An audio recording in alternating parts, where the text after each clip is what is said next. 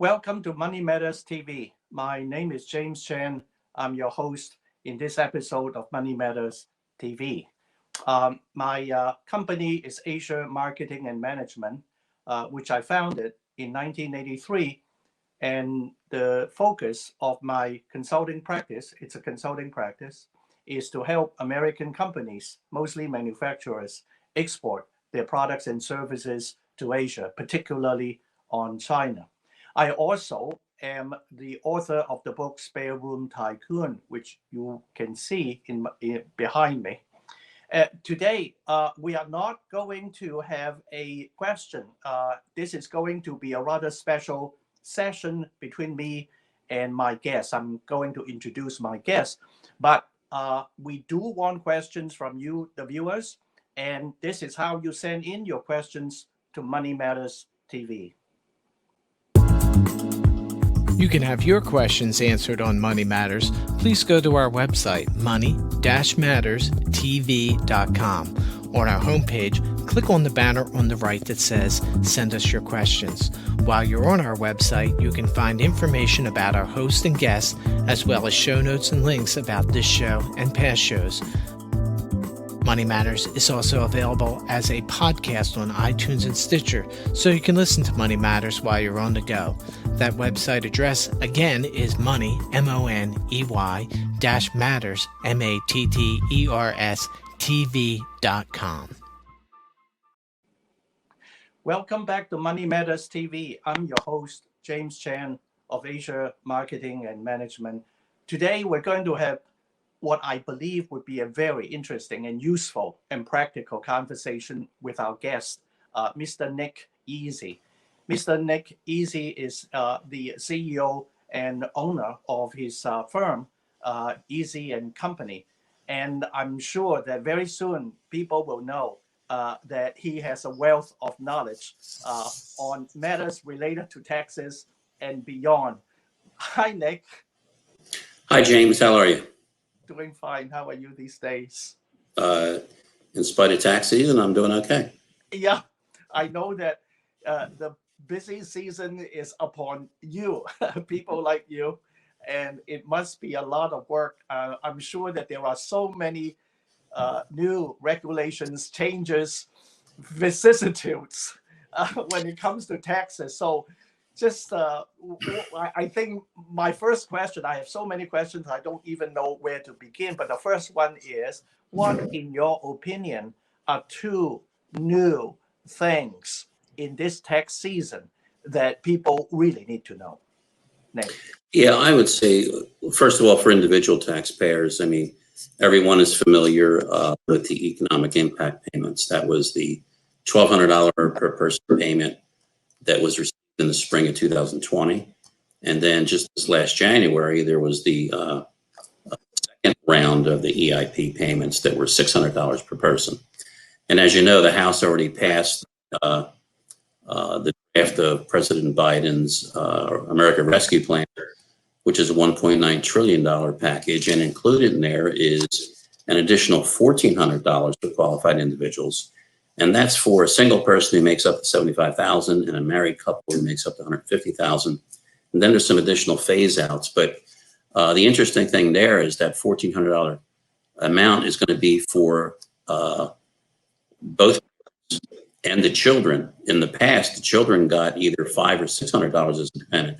So if you take a family who's eligible, if their income's below $150,000, if they have 3 children, you're talking about a $7,000 check from the government. So that's fairly significant. So I would say that's one of them. But one thing I just wanted to mention is that the reconciliation for who should receive an economic payment gets reconciled in your 2020 tax return. And there's a worksheet called the Recovery Income Worksheet that basically reconciles whether you should have, if you did not receive a payment either in 20 or 21 when you were supposed to, you'll get that credit on your 2020 tax return. So it's important to fill out this recovery worksheet so that you get what you're entitled to if you hadn't received it already.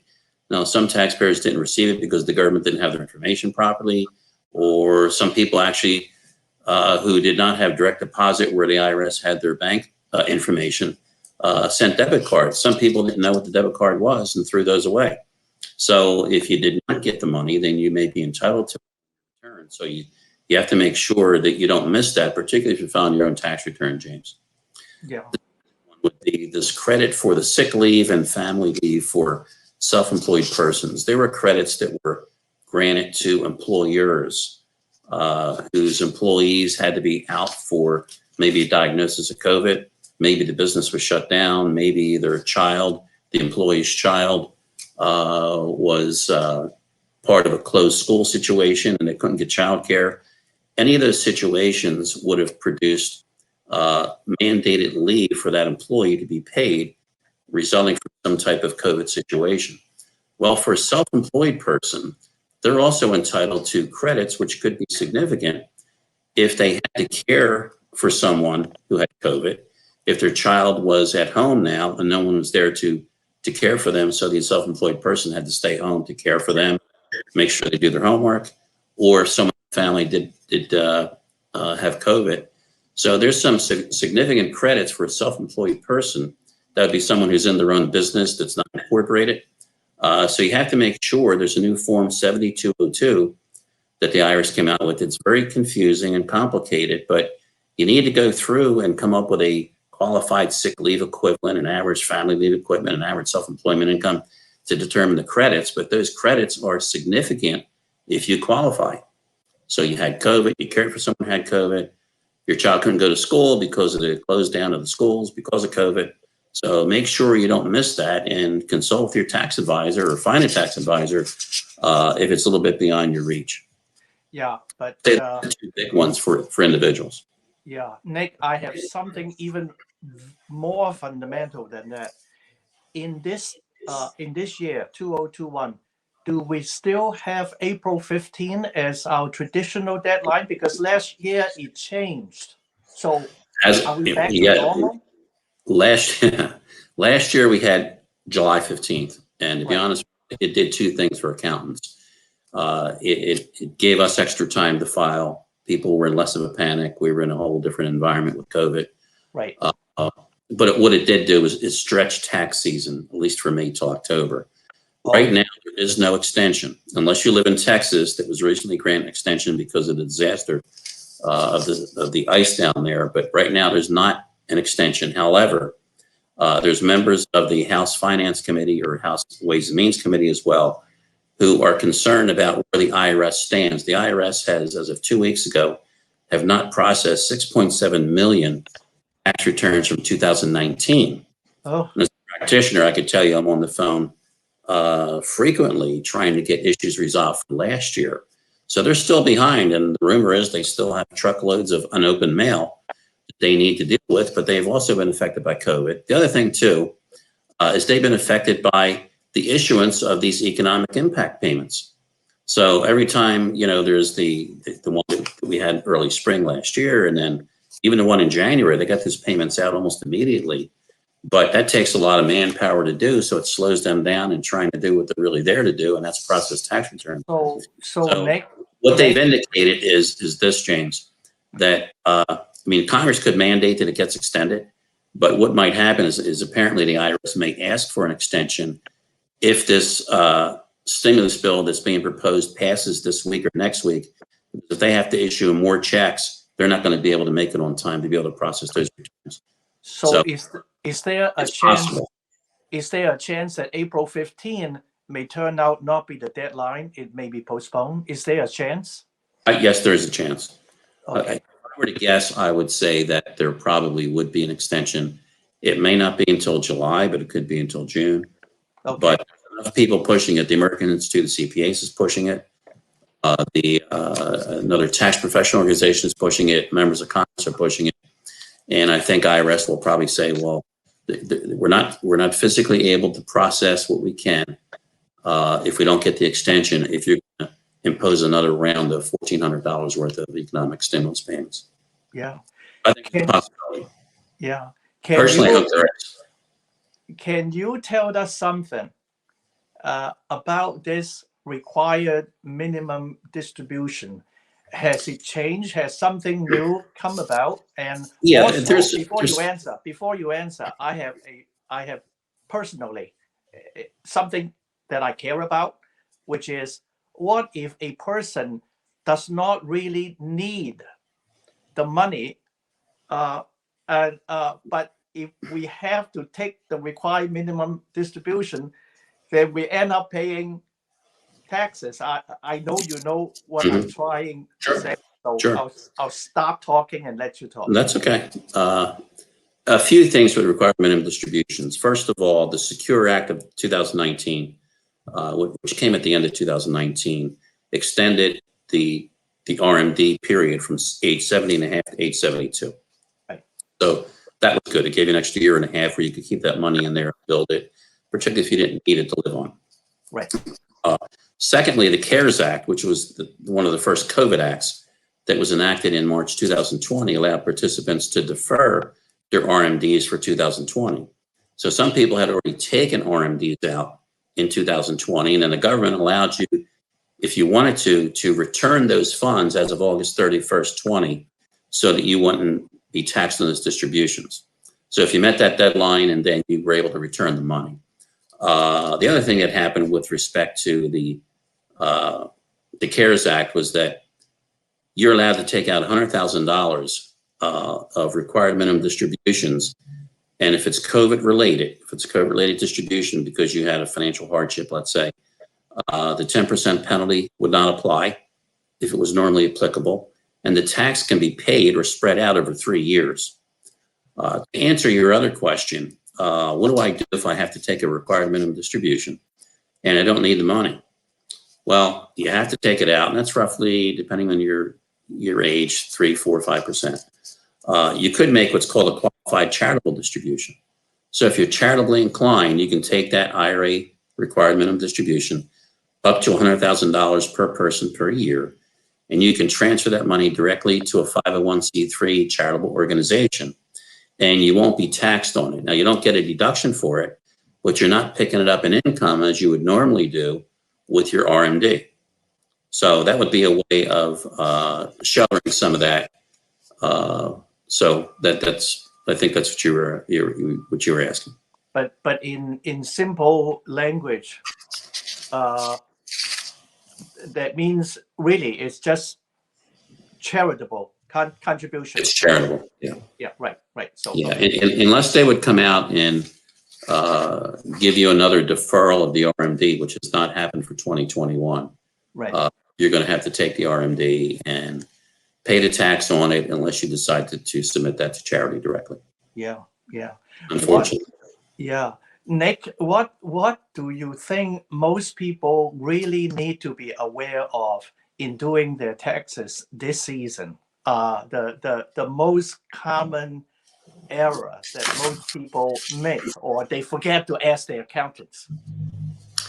Well, I think that recovery credit is important. You want to make sure you're entitled, particularly if you didn't get one of the payments. I think nowadays it's really hard, unless you have a really simplified tax return. It's really hard to do a tax return if you have any kind of business or rental property or other kind of business enterprise. Like I mentioned earlier, if you're a self-employed person, the rules pertaining to that credit are somewhat complicated.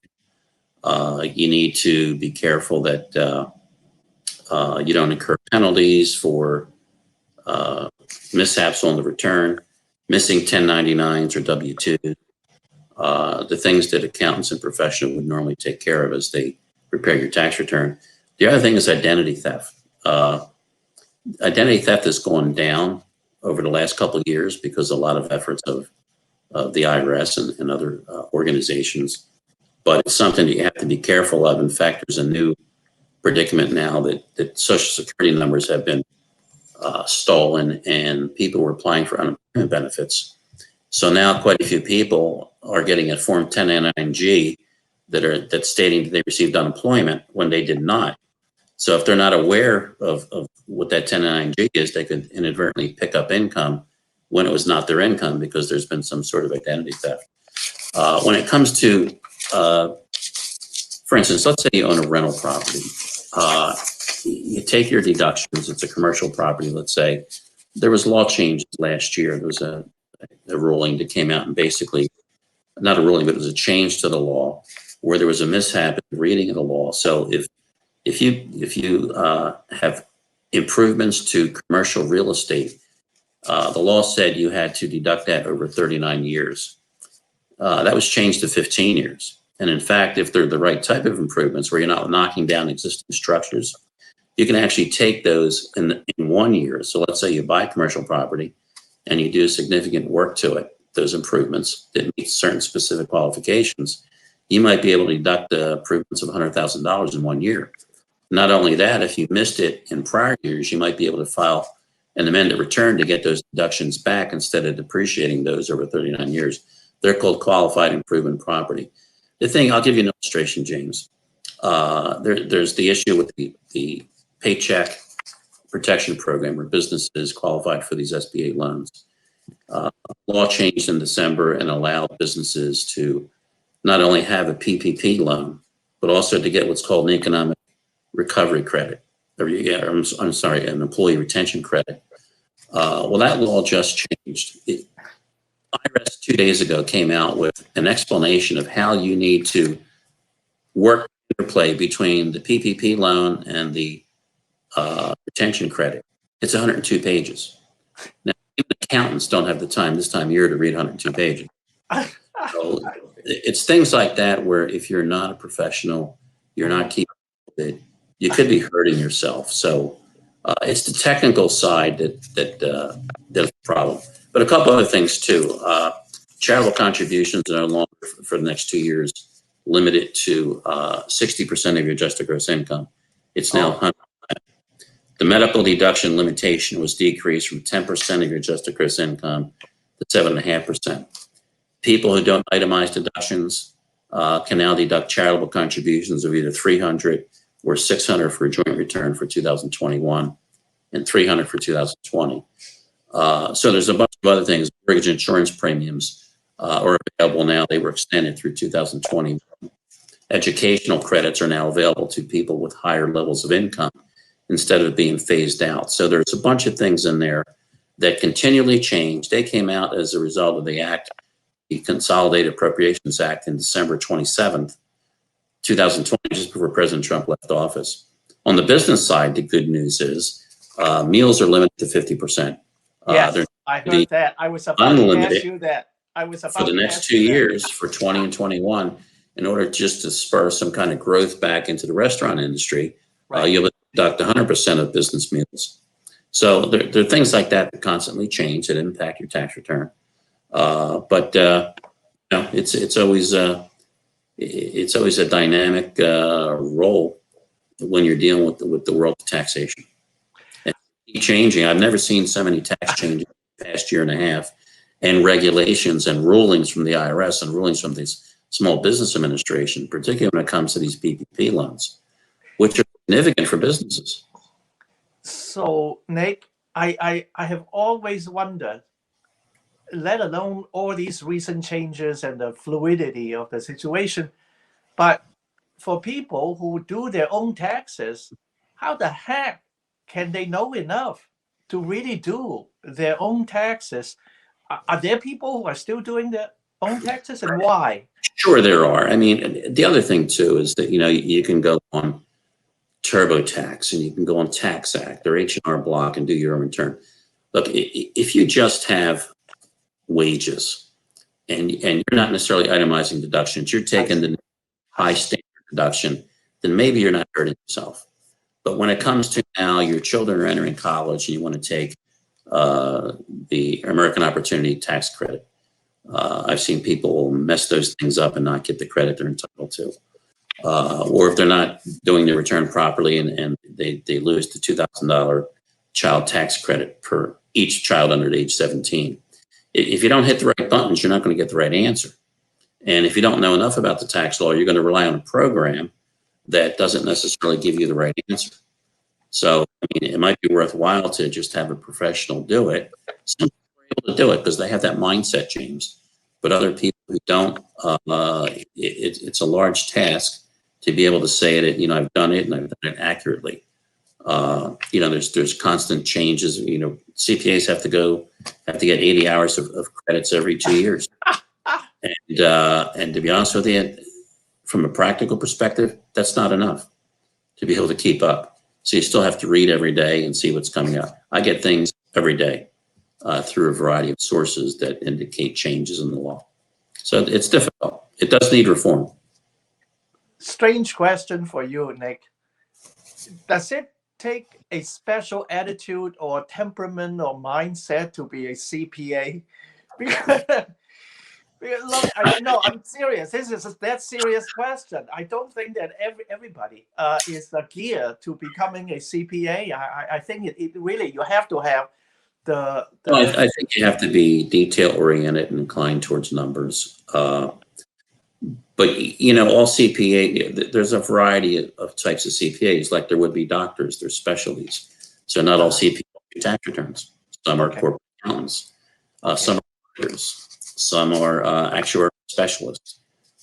So there's a lot of specialties, but regardless of the genre of what type of CPA you are, I think it does take a special person that has the patience to deal with the underlying numbers and the creativity to see maybe answers that or solutions that may not be evident, and try to be analytical and trying to come up with solutions.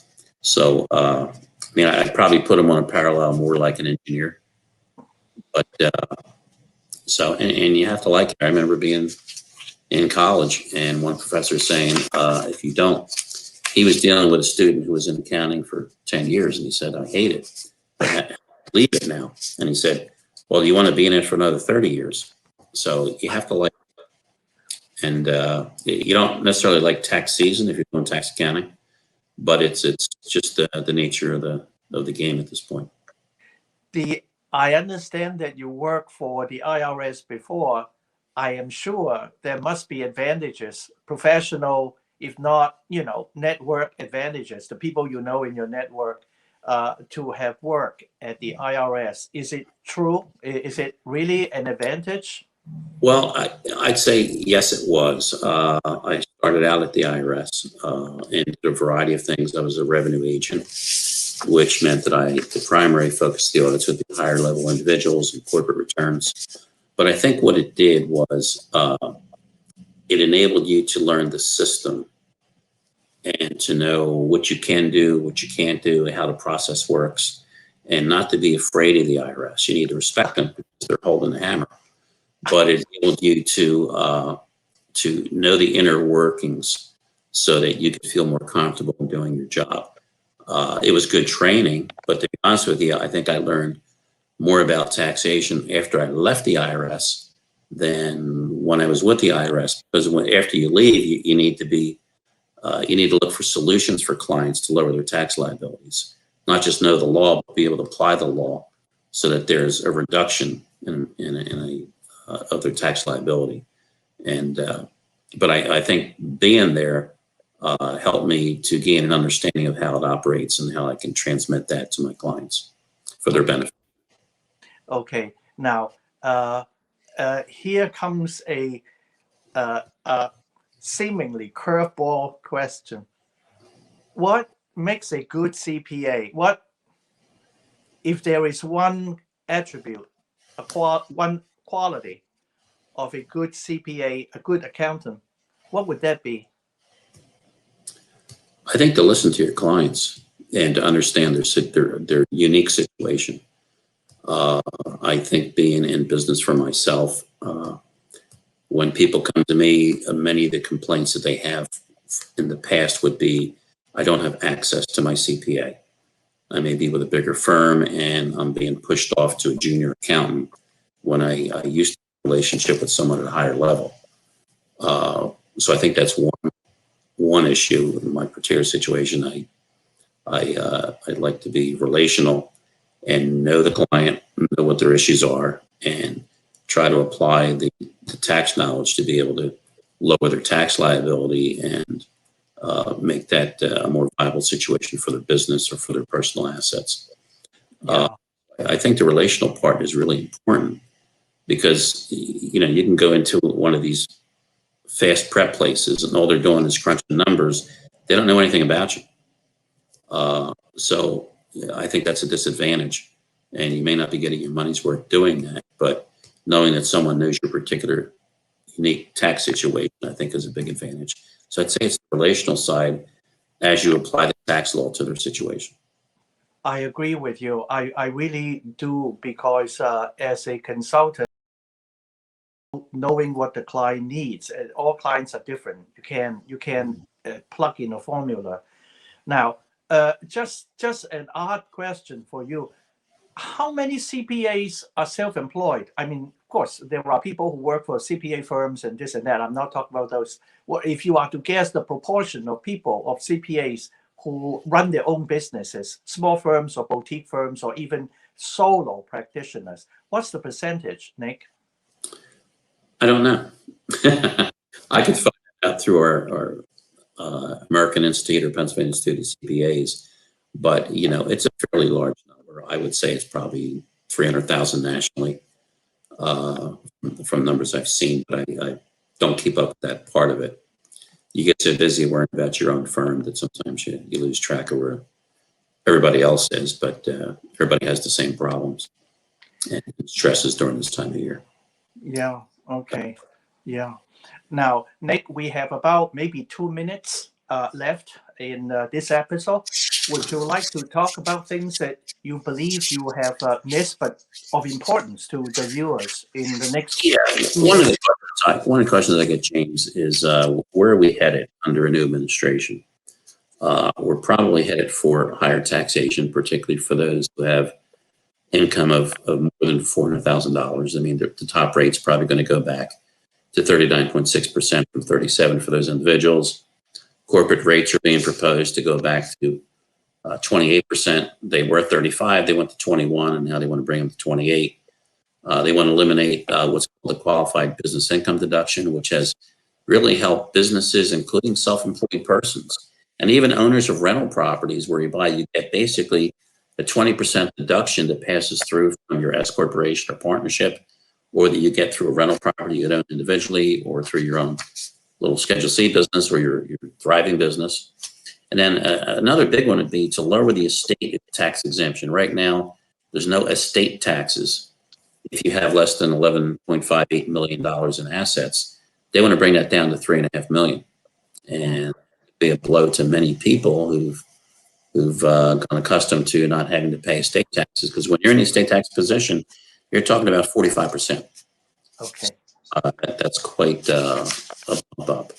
The other thing would be for people who work for employers and they're in a 401k and or 403b, and they could be maximized their $26,000 a year. If they want to be able to put more money into an IRA, they could do what's called a Backdoor Roth Ira.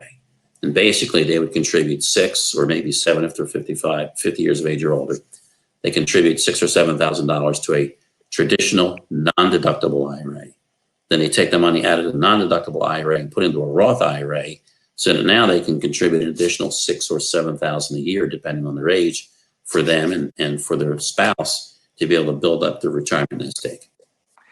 Thank you, Nick. Thank you for so much valuable information. I'm very sure that people will find this session, particularly this session with you, very useful. I think we need to conclude this episode, and our next guest is going to be Lucinda Duncalf. She is the CEO of the company Above Board.